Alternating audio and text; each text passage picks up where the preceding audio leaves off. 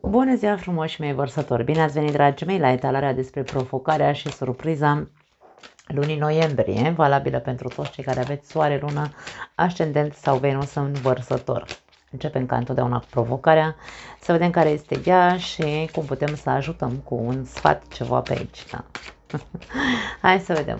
Vărsătorii mei frumoși. Provocarea lunii noiembrie pentru voi. Mai amestecăm un pic. Ok. Nu au sărit foarte multe cărți. Nu vrem atâtea. Vrem una, maxim două. Ok. 2 de monede. Provocarea este să faci o alegere odată.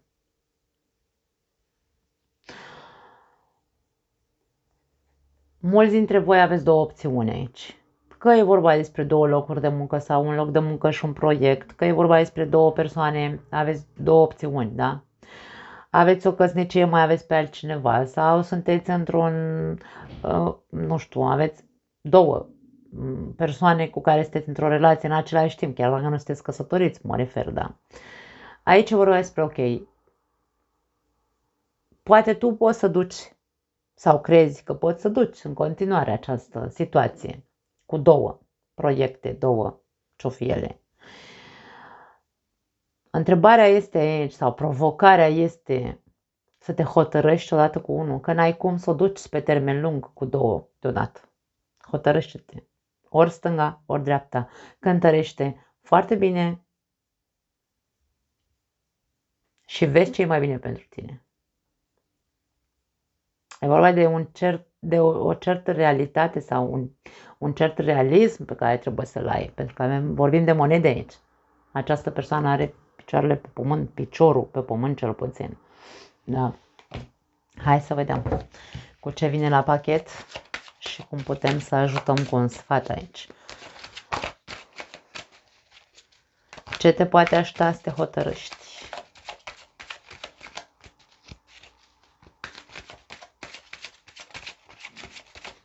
Nu vor să iasă cărțile la voi aici. Ce te poate ajuta în primul și în primul rând meditația? Da, nu meditație să duci să te pui în poziție de loto. Nu. Introspecția interioară. Meditația interioară. Matură, adultă, rațională. Numește-o cum vrei tu. Căutătoare de soluții. Nu de a sta cu fundul în două luntre. Aici e vorba de pune mâna aici și meditează. Cât poți tu, cât crezi tu că mai poți să stai așa cu acest dezechilibru din viața ta. Soluția e tot la tine. În tine zace lumina asta. Caut-o. În tine zace răspunsul. Pe o parte, eu cred că foarte mulți dintre voi știți ce e mai bine pentru voi.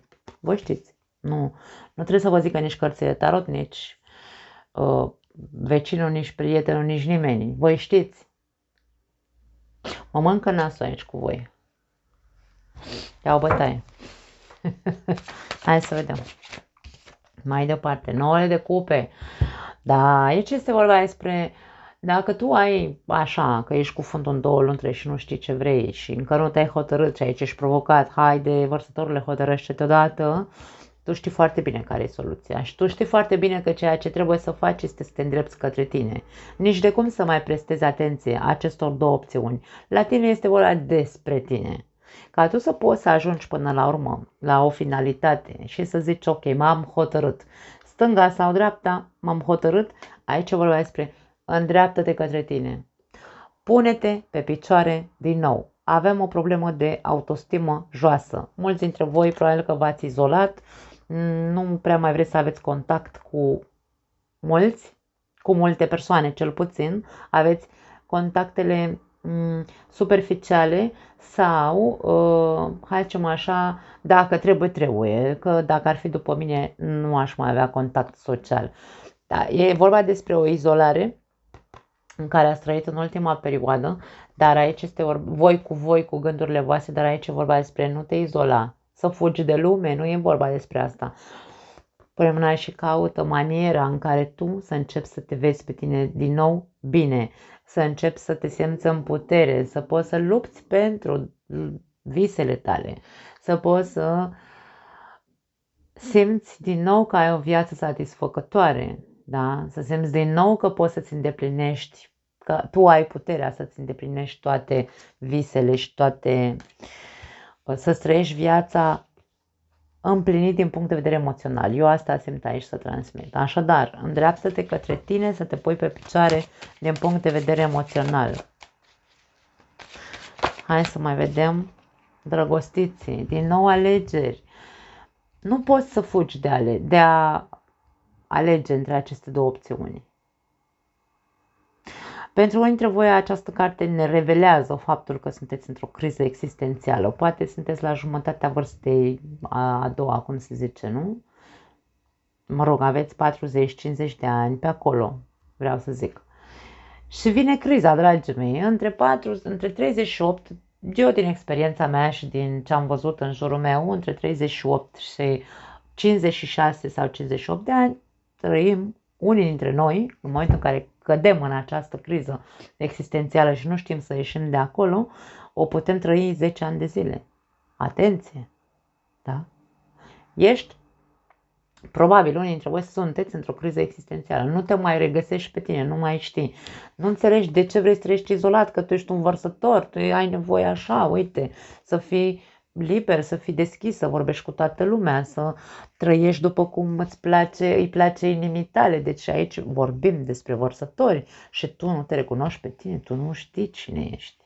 Din cauza faptului că aici ai două situații în viața ta pe care e momentul să începi să te hotărăști o dată dacă e stânga sau dacă e dreapta.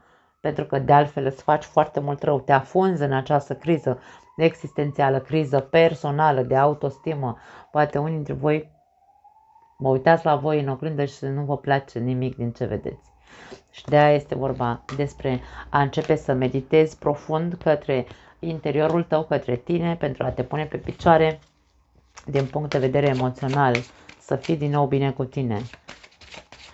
Hai să mai vedem o carte, una și au căzut 3, nu le luăm. Hai să vedem una.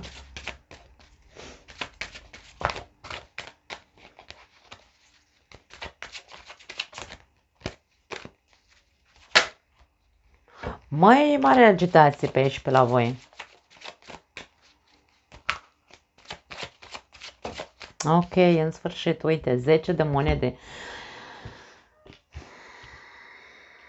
Mulți dintre voi cu care m-am conectat aici este vorba despre vărsătorii care au o relație. Aici vorbim despre o criză din punct de vedere al relației. Unii dintre voi poate că v-ați dori să fiți liberi. Unii dintre voi probabil că v-ați dori aici să fiți, hai să zicem așa, ce Dumnezeu s-o fi întâmplat. Mă și sperii de când cu ce s-a întâmplat în Spania, tot timpul în gardă. Vorbim despre persoane care și-ar dori să se simtă libere, dar nu pot să se elibereze într-un fel sau altul, pentru că sunt într-o căsnicie, dar de fapt poate sunt îndrăgostite de altcineva. Aici putem să vorbim despre aceste două aspecte, da? Pentru unii dintre voi și încă nu știți ce e cel mai bine pentru voi. Dar eu insist, cel mai bine pentru tine este să-ți îndrepți privirea către tine, să te pui pe picioare din nou. Pentru că atunci vei ști ce e mai bine pentru tine. Aici, esența sau, mă rog, finalul acestei talări este să-ți alegi familia cumva. Cam asta simt să transmit aici. În cazul în care vorbim despre un triunghi amoros, da? Că ai o opțiune acasă și una afară din casă. Aici e vorba despre alege. Întâi și întâi alege-te pe tine și în al doilea rând alege familia. Depinde de situația fiecăruia. Acum, dacă tu trăiești într-o familie sau într-o relație urâtă în care nu e ok, e toxicitate și așa mai departe, nu e pentru tine acest răspuns. Nu ți alege familia doar pentru că a zis Nicol. Nu.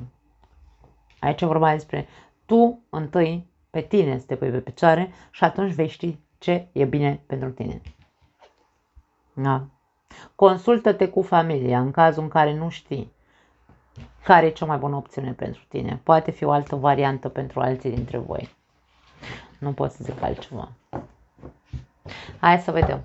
Surpriza pentru vărsători. Surpriza lunii noiembrie pentru vărsători. Cavaler de monede. Poate fi o invitație pentru unii dintre voi. O invitație serioasă de la o persoană serioasă. În cazul în care vorbim despre partea amoroasă, poate fi o persoană de încredere, poate fi o persoană care nu prea e un cuceritor, așa, este o persoană serioasă, îi vrea ceva serios, dar nu este acel gen de persoană care să atragă foarte tare atenția, nu. E o persoană foarte terenală, cu picioarele pe pământ, serioasă, poate că nu-ți trezește curiozitatea, nu te atrage niciun fel oferta acestei persoane pentru că nu este sexoasă, dacă vrei, da? Ca să zicem așa. Hai să vedem. Poate fi o ofertă din partea unei persoane sau poate fi, de ce nu aici, o sumă de bani care, din nou, vorbim despre o surpriză, poate fi și asta, un câștig pe care îl aștepți și întârzie să apară și apare în această lună, da? Poate fi și asta. Un proiect pe care îl ai și te vei, hai să zicem așa, te vei hotărâ în sfârșit să faci primii pași către acel proiect. A sărit 8-ul de cupe. Hai să vedem toate cărțile întâi. As de monede. Cu ce vine la pachet această surpriză. Pași de bâte. Și rege de spade. Dacă vorbim despre o ofertă aici, din punct de vedere al surprizei, da? Uite, vine o ofertă către tine. Poate fi o ofertă de tot felul. Că e o ofertă de la un nou job, că este o ofertă, o invitație de la cineva. Nu are importanță. Aici vorbim despre o ofertă la care probabil tu vei întoarce spatele. Vei refuza. Vei refuza pentru că ai altceva mai bun de făcut, îmi vine să zic. Ești centrat pe altceva. Dacă e vorba de un job, tu deja ai un job, nu te interesează un al doilea job. Dacă ai deja, hai să spunem așa, dacă este o ofertă de, îți face cineva un cadou cu intenția de a te invita, nu știu, hai să mergem undeva să bem o cafea, tu zici, a, nu, că eu sunt foarte ocupat pentru că am aia de făcut, da. Într-un fel sau altul să spunem că refuzul tău este, hai să-l numim corect, dacă vrei. Pentru că tu ești foarte centrat. Tu ai așa ca la carte, în capul tău există aceste strategii în care zici, ok, stai puțin. Pot să accept oferta asta, dar trebuie să mă aștepți o perioadă. Nu pot să-ți dau răspunsul acum, de exemplu, da? Tu te văd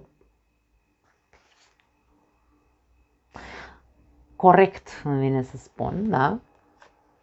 Și sincer cu persoana respectivă.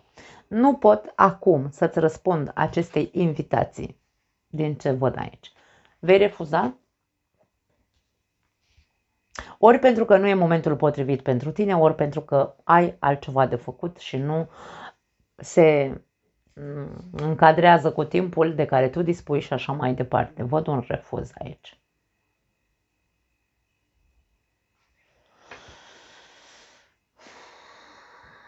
Oferta este una serioasă. Indiferent că vorbim despre un job, indiferent că vorbim despre o invitație de la o persoană, persoana este serioasă, intenția este una serioasă, este una de construcție, probabil.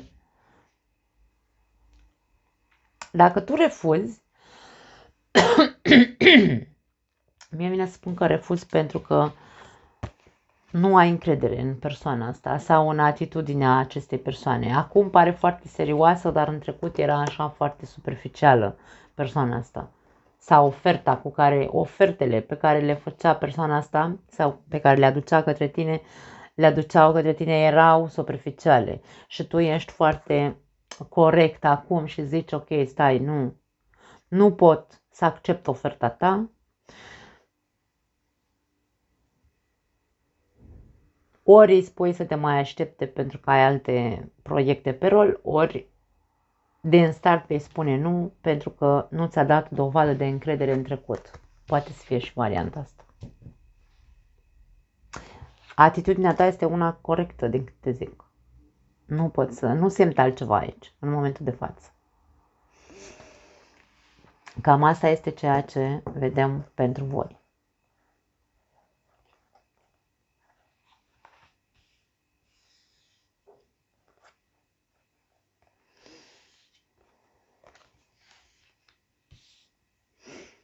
Da, nu pot să zic altceva. Mă uit că poate mai găsesc o variantă, dar nu simt să transmit altceva în momentul de față. Vă pup, dragii mei, ne vedem data viitoare. Ceau!